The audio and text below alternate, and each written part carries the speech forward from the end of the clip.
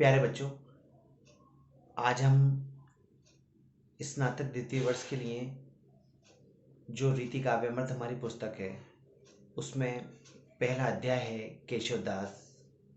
उन केशवदास की व्याख्या की बात करेंगे। जो केशव की व्याख्या दी हुई है हमारे सिलेबस में वो है, टूटे टूटन हार तरु वायु ही दीजत दोष, त्यों भर के धनुक को हम पर कीजत रोष। केशव की रामचंद्रिका जो है वो वाल्मीकि रामायण पर आधारित है। ये संपूर्ण राम कथा है। जैसे तुलसीदास ने रामचरितमानस लिखी है अवधी भाषा में, उसी प्रकार केशव ने ब्रज भाषा में रामचंद्रिका लिखी। उसी रामचंद्रिका के कुछ प्रसंग हमारे स्नातक द्वितीय वर्ष के पाठ्यक्रम में हैं। उन्हीं में से एक व्याख्या की हम बात करेंगे जो एग्जाम की दृष्टि से अच्छी व्याख्या है।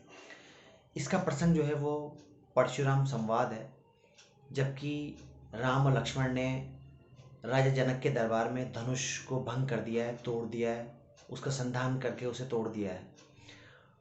और जब परशुराम क्रुद्ध होकर के उसकी धनुष की आवाज़ सुनकर श्री राम के सामने खड़े हैं और गुस्से में कांप रहे हैं, भयंकर क्रोधित हैं, तब राम जो है वो उनको समझा रहे हैं। उस प्रसंग में ये व्याख्या है कि टूटे टूटन हार तरु वायु ही दीजत दोष, त्यों अब हर के धनुक को हम पर कीजत रोष। राम कह रहे हैं, केशवदास रामचंद्रिका में वर्णन कर रहे हैं, परशुराम सामने खड़े हैं गुस्से में, क्रोध में कांपते हुए, और राम उनसे कह रहे हैं कि हे ऋषि महोदय,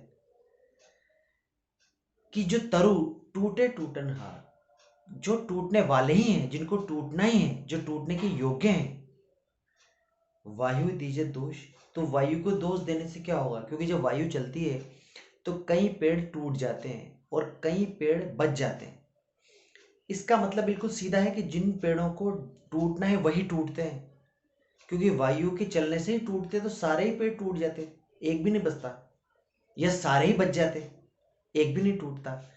पर कुछ पेड़ टूट गए और कुछ पेड़ बच गए। इसका मतलब राम कह रहे हैं कि हे परशुराम ऋषि, जिनको टूटने के योग्य थे, टूटनहार थे, वही टूटे हैं। वायु को दोष देना ठीक बात नहीं है। त्यों अब हर के धनुक को हम पर कीजिए रोष। बस त्यों उसी प्रकार आप हमारे ऊपर भी रोष कर रहे हैं। वैसे ही जैसे कि जिन हवा के चलने चलेगी और जिनको टूटना है वो पेड़ टूट जाएंगे, जो नहीं टूटने वाले वो नहीं टूटेंगे।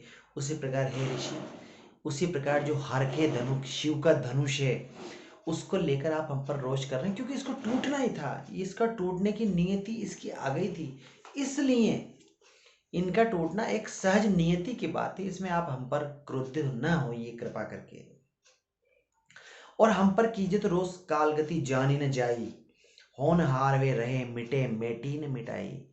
और हे ऋषि महोदय, हम पर कीजिए तो रोष, आप हम पर गुस्सा कर रहे हैं, मगर काल गति जानी नहीं जाई। जो समय की गति है, काल की गति है, उसे कोई नहीं जानता। कौन अगले पल क्या होगा, कौन दुनिया में जिंदा रहेगा, कौन मरेगा, कौन बचेगा, किसके साथ क्या होगा, समय की गति को कोई नहीं जानता।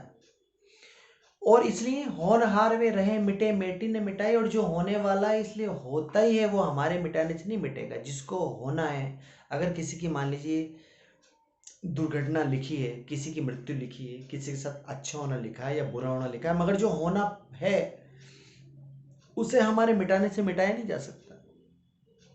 यानी कि शिव का धनुष को टूटना ही था। अगर हम चाहते कि वो नहीं टूटे तो ऐसी बात नहीं है, उसे तो टूटना ही था, उसकी नियति टूटने की थी, इसलिए उसका टूटना था। बस आपको इस पर क्रुद्ध होने की आवश्यकता नहीं।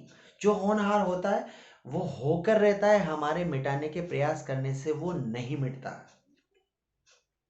और होनहार वे रहे मोह मत सबको छूटे, होए तीनों का वज्र, वज्र तीनों का वे टूटे। और अंत में केशवदास रामचंद्रिका में वर्णन कर रहे हैं, भगवान राम लक्ष्मण के सामने परशुराम क्रोधित अवस्था में खड़े हैं। राम उन्हें समझाने का प्रयास करते हुए अपनी बात कह रहे हैं कि हे ऋषि, होनहार वे रहे, जो होने वाला होता है वही होता है, मोह मद सबको छूटे। मोह और मद, मोह किसी चीज के प्रति जो मोह है, और मद अहंकार, ये तो सभी का छूट जाता है।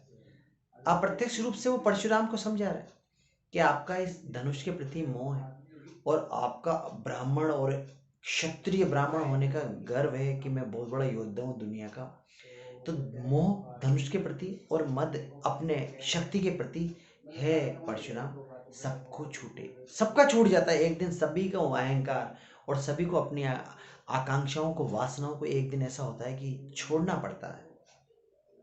होए तीनों का वज्र, वज्र तिनकावे टूटे। और परमात्मा की कृपा है, नियति की बात है कि होए तीनों का वज्र, कभी कभी तिनका भी वज्र जैसा हो जाता है। किसी को चीज को टूटना वाली होती है, कोई चीज कमजोर होती है, मगर नहीं, वज्र की जैसी वो मजबूत बन जाती है। और वज्र तिनकावे टूटे। और कभी कभी होनहार होता है तो वज्र जैसी चीज भी तिनके के समान टूट जाती है। जैसे कि है परशुराम, ये धनुष है, वज्र का जैसा था, असंभव है इसको तोड़ना। शिव के धनुष को तोड़ने की बात तो बिल्कुल असंभव है, बिल्कुल सही है, मगर नियति, राम कह रहे हैं कि हे ऋषि, जो होनहार था उस धनुष को टूटना ही था, उसकी नियति में ये फिक्स हो गया था कि वो टूटेगा, इसलिए ये वज्र तिनका जैसा हो गया। नहीं तो ये तो नियति की बात है, वज्र कभी तिनका वज्र जैसा बन जाए और कभी वज्र तिनका जैसा बन जाए। तो परमात्मा की इस संसार में हर व्यक्ति के कर्म का फल उसके अनुसार लिख दिया गया है, इसलिए हमें किसी को मजबूत मान ले, किसी को कमजोर मान ले, ऐसा नहीं है। कर्मों के फल से जो होना है वो तो होगा, और जो नहीं होना है वो नहीं होगा। इसलिए है परशुराम, अभिप्राय ये है कि इस धनुष को टूटना ही था तो ये टूट गया, भले ही वज्र का जैसा था, और इसे नहीं टूटना होता तो नहीं टूटता, भले ही हम इस ये सिर्फ इसकी नियति की बात है। इसलिए है ऋषि, आपको क्रोध जो है वो नहीं करना चाहिए, इस धनुष के प्रति आपको अपना क्रोध त्याग देना चाहिए।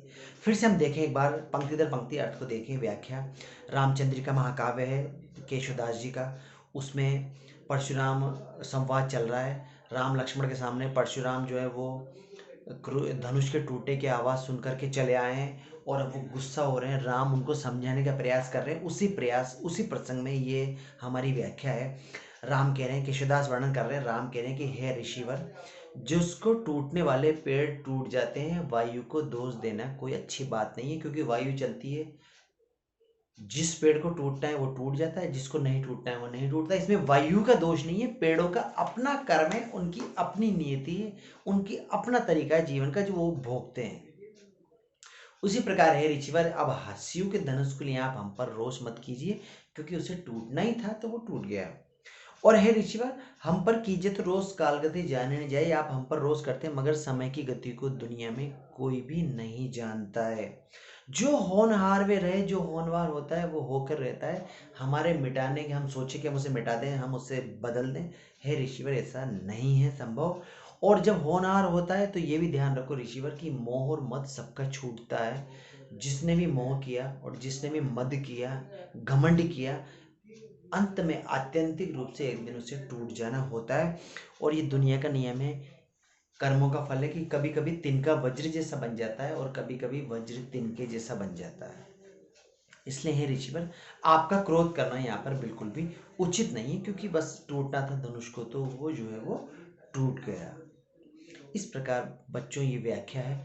हम बात करें विशेष की तो ये परिमार्जित ब्रज भाषा में केशवदास ने अपनी रामचंद्रिका प्रस्तुत की है, एक बात। दूसरी बात, इसमें उन्होंने कुंडलीय छंद का प्रयोग किया है। तीसरी बात, उन्होंने इसमें राम का और परशुराम का व्यक्तित्व हमें नजर आ रहा है। राम का तर्कवादी व्यक्तित्व और परशुराम का अहंकारी और मद से भरा हुआ व्यक्तित्व। एक पंक्ति में राम अप्रत्यक्ष रूप से कह रहे हैं, मोह मद सबको छूटे। मोह और मद, परशुराम को समझाना चाह रहे हैं कि आपको धनुष के प्रति मोह है, और मद, आपको अपनी शक्ति के प्रति मद है। ये दोनों बातें हैं, तो एक दिन इन सबको हमें जिंदगी में छोड़ना पड़ता है। इस प्रकार ये केशवदास जी की व्याख्या है, जो रामचंद्र का महाकाव्य से हमने ली है, और हमारे पाठ्यक्रम के पहले अध्याय के अंतर्गत ही ये व्याख्या ली गई है, और 6वें नंबर पर इस व्याख्या को वहाँ पर संकलित किया गया बच्चों। तो इस प्रकार ये व्याख्या है। आज की वीडियो में इतना ही, फिर हम अगले वीडियो में बात करेंगे। धन्यवाद।